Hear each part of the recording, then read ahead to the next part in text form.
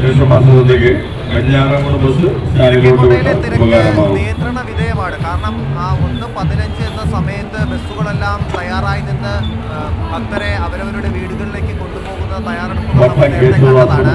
ഇപ്പോൾ അതിന്റെ ഭാഗമായി ഓരോ ബസ്സുകളും പോയി കഴിഞ്ഞ് അടുത്ത ബസ്സുകൾ ഒന്നൊന്നായി വന്നുകൊണ്ടേയിരിക്കുന്നു. അതുകൊണ്ട് തന്നെ ഭക്തരങ്ങനെ വലയുന്നില്ല. കൃത്യമായി ബസ്സുകൾ കിട്ടി അവർക്ക് അവരവരുടെ വീടുകളിലേക്ക് പോകാനുള്ള ഒരു സ്ഥിതി ഇവിടെ ഇപ്പോൾ കാണാൻ സാധിക്കുന്നുണ്ട്.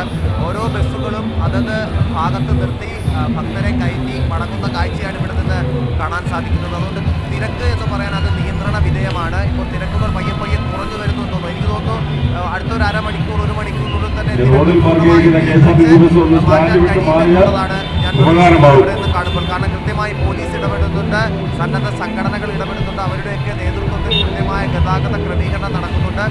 കിഴക്കേക്കോട്ടയുടെ മുൻവശത്ത് ഒരു സൈഡിൽ കൂടി ബസ്സുകൾ പോകുമ്പോൾ റോഡിന്റെ ഒരു വശത്തു കൂടി മറ്റു വാഹനങ്ങൾക്ക് പോകാനുള്ള സൗകര്യവും ഏർപ്പാടാക്കിയിട്ടുണ്ട്. ഇപ്പോൾ ഓട്ടോറിക്ഷയായാലും മറ്റ് സ്വകാര്യ വാഹനങ്ങളായാലും അതെല്ലാം ഇതുവഴി കടന്നു പോകുന്നുണ്ട്. സ്വകാര്യ വാഹനങ്ങളൊന്നും പാർക്ക് ചെയ്ത് നിർത്താൻ അവർ സമ്മതിക്കുന്നില്ല. കൃത്യമായി അത് ആളെ കയറ്റി എടുത്തു മാറ്റി പോകാനുള്ള നിർദ്ദേശം പോലീസുകാരും മറ്റ് സന്നദ്ധ പ്രവർത്തകരും നൽകുന്നുണ്ട്. അതുകൊണ്ടാണ് ആ തിരക്ക് കൃത്യമായി നിയന്ത്രിച്ചു പോകാൻ സാധിക്കുന്നത്. അതിനിടയിൽ ചില ആംബുലൻസുകൾ ചീറിപ്പാഞ്ഞു പോകുന്നുണ്ട്. അതായത് എന്തെങ്കിലും അസ്വസ്ഥതയുണ്ടായി അവർക്ക് പോകാൻ വേണ്ടിയിട്ട് കൂടി ആ വഴി ഉപയോഗിക്കുന്നത് കൊണ്ട് ആംബുലൻസുകൾ പോകുന്നതിനും ഒരു തടസ്സമില്ല എന്നുള്ളതാണ്.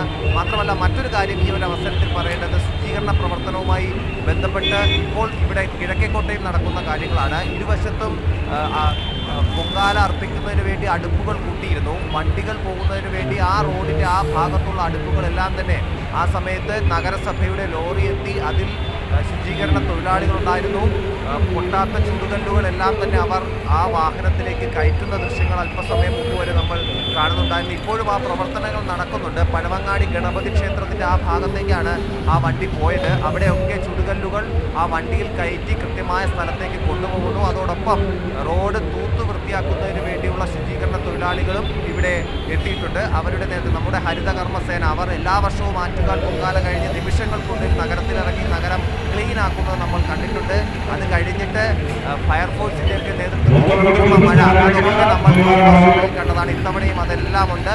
അതുകൊണ്ട് തന്നെ നിമിഷങ്ങൾക്ക് നല്ല ചൂടായതുകൊണ്ട് തന്നെ 3 മണി മുതൽ ശുചീകരണ തൊഴിലാളികൾ നിരത്തിലിറങ്ങുമെന്നാണ് നഗരസഭ അറിയിച്ചിരുന്നത്. എങ്കിൽ കൂടിയും ഈ വാഹനങ്ങളൊക്കെ നിർത്തിയിടേണ്ട സ്ഥലത്തും വാഹനങ്ങൾ കടന്നു പോകേണ്ട സ്ഥലത്തൊക്കെ അവർ പെട്ടെന്ന് ഇറങ്ങി അവിടെയെല്ലാം വൃത്തിയാക്കിയിട്ടുണ്ട്. ആ ചുടുകല്ലുകൾ മാറ്റിയാലേ വണ്ടികൾ കൂടുതൽ പാർക്ക് ചെയ്യാനും കൂടുതൽ സ്ഥലം റോഡിൽ കിട്ടുകയുമുള്ളൂ. അതിനുവേണ്ടിയുള്ള ക്രമീകരണങ്ങളും നടത്തി എല്ലാവരും മടങ്ങുകയാണ്.